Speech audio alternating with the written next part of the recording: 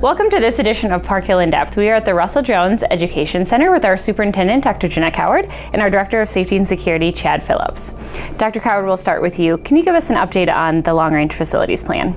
Absolutely. We're excited that they're actually coming out of the ground and starting to look like buildings. And so I'll talk first about Walden Middle School. And just a reminder, that's at 56th and Northwood as we go through. But we are getting all the insulation around the outside, and so we've kind of laughed. It's kind of a Barney building right now because it's all purple all the way around, but that's a great sign. That means we're getting ready to kind of button it up, and we'll actually be able to start indoor work probably by the end of the September, first part of October, so we're excited about that. And then on our Hopewell project, we are pouring the footings. We'll also be delivering steel at the end of this month, and so we'll start seeing Hopewell come out of the ground also.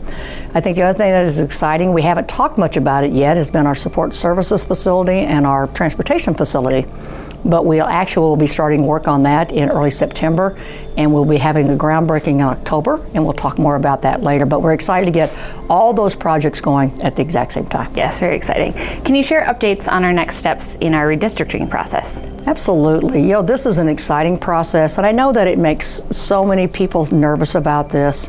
And if I could do anything to calm their fears and their nerves, I would love to do that. But I also understand how personal it is for our families, and we understand that. So we've got a great process put into place, and our Board of Education is approving a list of community members that represent every area of our community and our schools. And so that committee will be board approved, and it will be joined along with our principals and administrators. And they'll start meeting. Our first meeting is actually August the 16th. It is open to the public. It'll be at Plaza Middle School. And then another important piece of that is making sure we have the right data and that we know exactly where the students live and where they are within our district.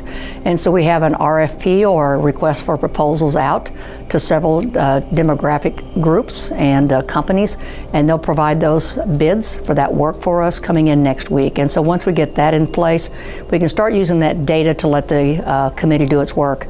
And I'd just like to remind everybody the committee will be meeting, and those dates will be posted for everyone to see. Our first one, again, as I said earlier, is at Plaza.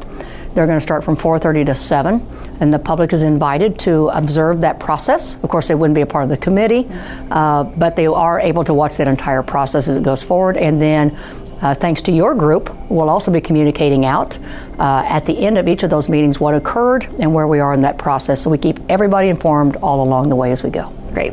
School starts next week. I can't believe it. What are you most looking forward to for this year? Wow, I don't know. Like today is all of our teachers come back. All of our veteran teachers are back. We met our new teachers last Friday, and that's always so exciting to see new people coming into our district. And today, having everybody back, it's like having your family back together. So that's fantastic. But we're missing one important piece. We don't have our kids yet. Yeah. And so we're so excited about seeing them come into the doors. We know how exciting it is. We think 18 and 19 is going to be a fantastic school year.